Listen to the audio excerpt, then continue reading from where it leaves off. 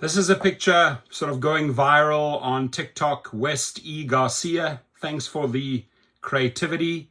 I just wanted to use your thumbnail to drive a message home. Here it says, I'm an Uber driver and I don't stop until I make $200 a day. Uber drivers working 12 hours Monday to Sunday. And it's sad, it's very sad, and it's funny at the same time, right? Because you got to really laugh at how we've been sucked into this system. And I question, is there any positive news out there on Uber, Lyft, DoorDash, Uber Eats, the gig world, or is it all just negativity?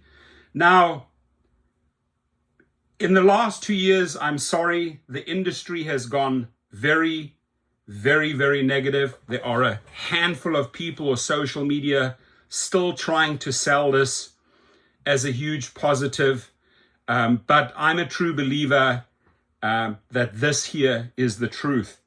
And this addiction to rideshare, which I can fully understand. I don't have to drive. I have other companies, but I love driving, and there's something that sucks me back in every single day. And to sort of like answer my addiction of driving, which it really is, I have to sort of justify, why are you being sucked into this daily? Well, I got sucked into it in the very beginning, and I tried out X, just wasn't me. Didn't like the type of clientele getting in the car. Well, they just weren't tipping, and it was just, there wasn't enough money. I then went into SUV, tried out XL, and I figured, okay, I know a couple of friends that have fleets. I spoke to them and looked at their numbers, and I thought, wow, this is an amazing return on investment. Let me just start a fleet as like a side hustle. And my YouTube channel was born. This is many, many years ago. And I'm like, wow, I'm actually good at this. You know, I'm actually good at offering platinum customer service. I'm good at marketing. That was my background, business and psychology. I love people. I love building relationships. I love networking. Networking leads to other opportunities. And I started seeing rideshare in SUVs, then starting to do private trips, setting my own company up there, building out a successful fleet as an opportunity to reach people of a very high caliber where I could potentially make good friends, network with these individuals, and, you know, explore all the other benefits that come along with it. Maybe even form a business or partnership or joint venture with these type of clients. All of the above has happened. But to this very, very day, there's one channel out there, dude in Ontario, who claims to be sort of the algorithm buster.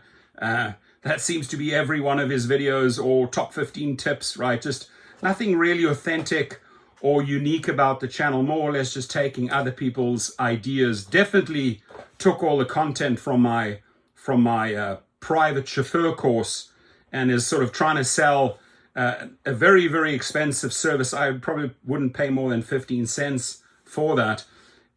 Trying to get people, or trying to make people believe that, you know, $20, $30 should be $60 an hour if you do it his way. And, you know, talks about the business cards, all the stuff, all the material we brought out years and years and years ago. And trash talks, I mean, to my face, all nice, knows about the course, I believe took the course, and very nice to me, but behind the back, a stabber, a backstabber. I don't like those type of snakes. I look at them closely, I study their behavior, and, you know, if need be, you follow up and do something about it. But it's a nobody in my eyes. And it's just trash talk. And then somebody turning around and saying, hey, you know what? You being very negative. Now, the news ain't positive, right? And reporting on a carjacking, reporting on a stabbing, reporting on a death, it's not fun. And it's very, very negative. I agree. But this is what's preoccupying the news every day. This is what we have to hold up to the public, to the legislators, to the politicians, to the companies that are not prepared to make the tough decisions and actually offer driver proper safety. We got to talk about these very negative and horrible things that happen daily to drivers and riders alike. And you push and you push and you push and you hit the repeat button and you make another video, and then this person died here, this person got killed here, this person got sexually harassed here, this person got raped here. And yeah, it absolutely ain't positive news. There's nothing positive about that, right? The mother who got shot in the back of the head and has 4 children. Is there anything positive about it? No, it's a very, very negative story. And some people are just too afraid to tell these stories, or actually even too afraid, that's really the truth, to confront Uber and Lyft. You got to be in their face. You got to hold up the mirror and say, even like here, hey, this is what we're starting to look like, dear Khosrowshahi or Risha, because of you, because of what you're doing, because of the way you're manipulating the market, because of the way you are literally squeezing the drivers, right? You got to call them out on that negative, and you got to be real with yourself. You have to have a reality check with yourself. If this is true, if you are indeed driving and chasing and putting in a lot of additional hours because, $200 a day is what you need to reach. And if it takes 3 or 4 hours more, whether it was 8 hours before a few years ago and it's 12 hours now, and it's grinding you and it's hurting your health, and you're having back issues and you're having overweight issues and you're starting to get like a brain fog or a depression, you got to say, hey, listen, this guy that I'm watching right now, this YouTuber, is he right or is he wrong? Is he being truthful about talking about the negativity, or should he only talk about positive ways on busting algorithms and how to get higher tips? Look, there is nothing wrong with bringing your A game. Even if you have a shitty negative experience on a trip, you still give your A game, hoping on the other end, and it's all just based on pure data and statistics that you get tips. If you maintain your positivity every single trip, maybe except for some punk ass who's slamming your door and throwing a can at your car, like it's hard to remain positive, right? But during a trip, you give it your best because you're hoping that there are tips. Same with a waitress, same with so many other professions. But I do feel like we got to be truthful. We cannot live in fear. We got to confront these companies. We got to confront these CEOs, and we got to be able to share these type of stories, right? Because a lot of people are getting sick, mentally sick, ill, and just it's all because of this addiction. And I think I watched a video, a really good one by Jeff Watts last week, where he said, you walk in and it's like gambling, right? You just keep on throwing money into that slot machine, money into your car. It was a great comparison, like Rideshare and a slot machine. And I once upon a time owned 4,000 slot machines in the slums of Africa with bulletproof cars, with security guards, you name it. It wasn't fun. It was a very shitty, hard business. So, going into a casino, hoping that you're going to beat that slot machine and just pumping in money, repairs and tires and oil and all of these costs into your car, hoping to get those returns that you did in 2012, 2013, 2014, 2015. Those days are over. So I'm sorry to tell that YouTuber, yes, it does come across rather negative, and talking about the real issues of safety and using real life examples every day. It ain't fun. It really ain't fun. But the the driver community has to do it for their families, for their loved ones. They've got to stick together. We use every opportunity to raise funds if they have GoFundMes, to help, and to turn around and say, oh, it's just all negative. Oh, it's all negative. It's all arrogance. It's all negative. It's not. It's reality. And the sooner you realize reality, and the sooner you realize this gamification or this enshittification, as Sergio had the guy on the other day, or this addiction that I may have to rideshare, which is becoming toxic, then you have to take a step back. Am I making enough money? Is my safety being guaranteed every day?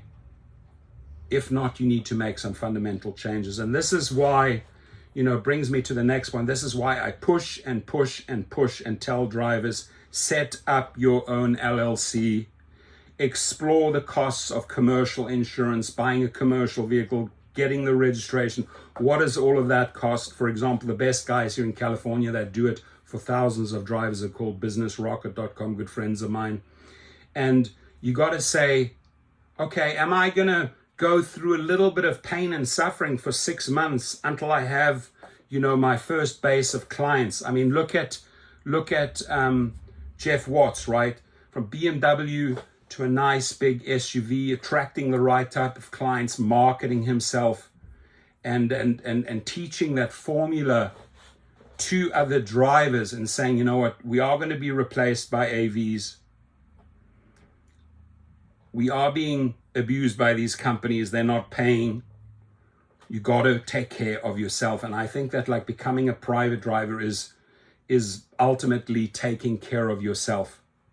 Not like this other fool out there in Ontario who's like, oh yeah, take my driver course, and make these business cards. It's all a copy, dude. Be authentic, be real, live in the real world. And even if it means that you have to attack the companies or report the negative news, it's the real news, right? Not like, oh, I'll show you how to break the algorithm.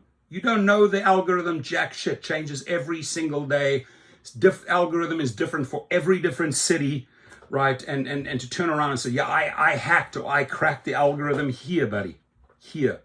The way you can maybe confuse an algorithm is by not taking their shitty offers and having a low acceptance rate so that they hopefully drive the prices up. Maybe that's a way of, interfering with their trip radar crap that they keep on feeding you, and you can artificially maybe raise the price a little bit. Or you work with another syndicate of drivers in airport and you don't just take that crap, right?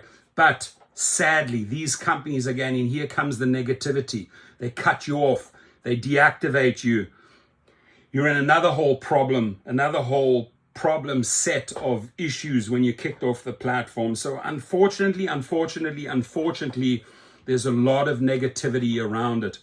And I don't think the goal should be putting in an extra 3 or 4 hours, which could compromise your family, could compromise your relationship with your husband and wife, could compromise your relationship with your children, only to end up looking like this, because you're grinding 7 days a week, morning to night, putting in so many additional hours just to reach that $200 mark that you are so used to from the past. It's not worth it. So call my channel a bit negative. I'll own that because I talk about the negatives.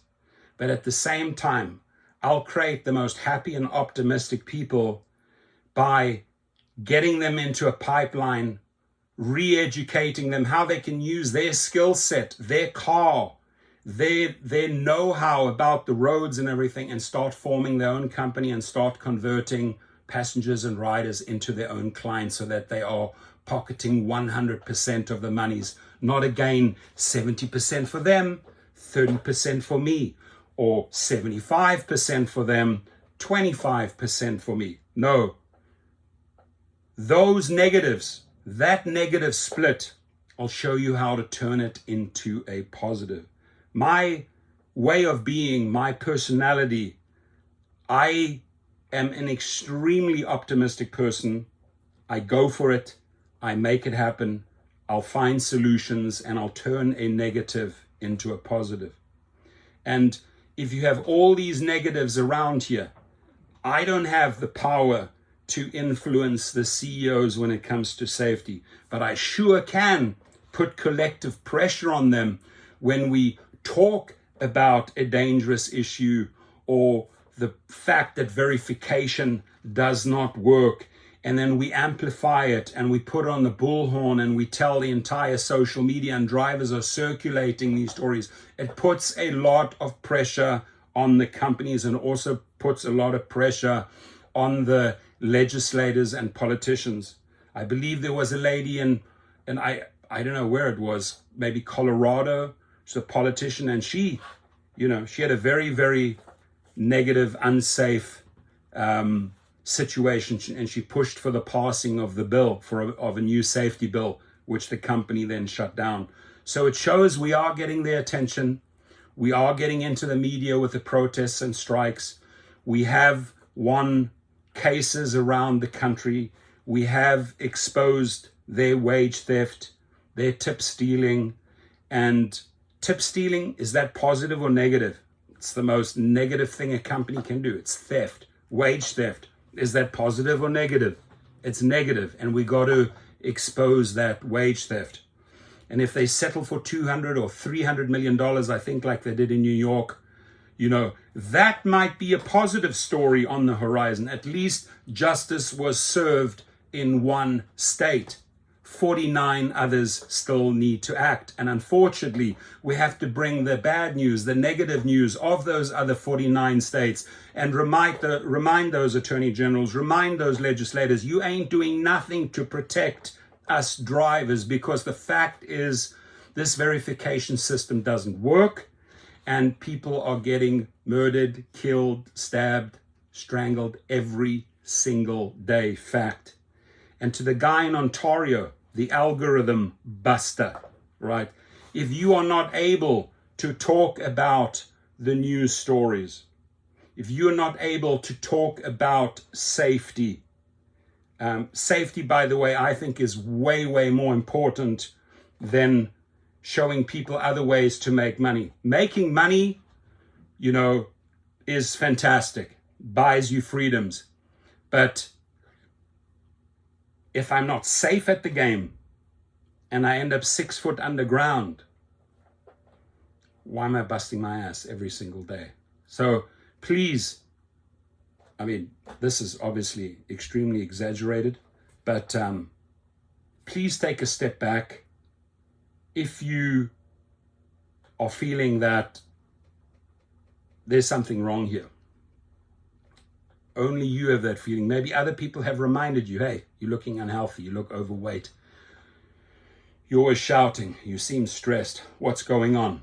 Some people internalize it, they don't like to talk. Well, it's better for me to go back in the car and drive, get away from my problems. It is an addiction. It is real.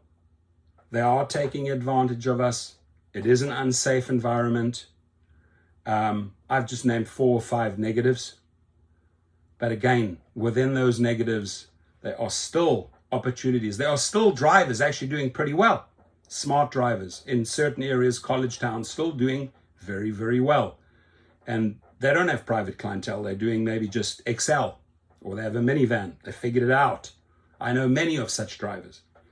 But across the board, I would say 90% of the rideshare drivers are going very, very negative, and it all has to do with the way the companies are treating them, using them, exploiting them, and extracting every penny from them. And I understand and feel your anger. I read it every single day. I get the emails, I get the text messages, I reply to comments, and what I'm not afraid of doing is talking about it daily and calling out those BS CEOs, those trashy CEOs, those trash executives that are exploiting drivers. They know me well. So I don't have to sell this little fantasy Roseland when it's real that people are busting their backs and putting in these crazy, crazy hours, compromising their health, their families, their loved ones, because the people who are running the show are scrupulous.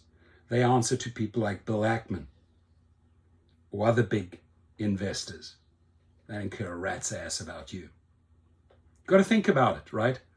So again, it's up to you to decide what channels you want to tune into, where you want to get reality, where do I see an opportunity within this quagmire, within this minefield. How do I navigate through this minefield? Do I actually go out and buy a robo-taxi launching on June the 12th in Austin, Texas? What do I start investing in? How do I set myself up for the future? Or is it, going from 11 hours a day to 13 hours a day to potentially 14 hours a day on 2 apps every single day, 5, 6, 7 days a week? Only you know that answer, my friend. Have a great one. I'd love to hear your comments.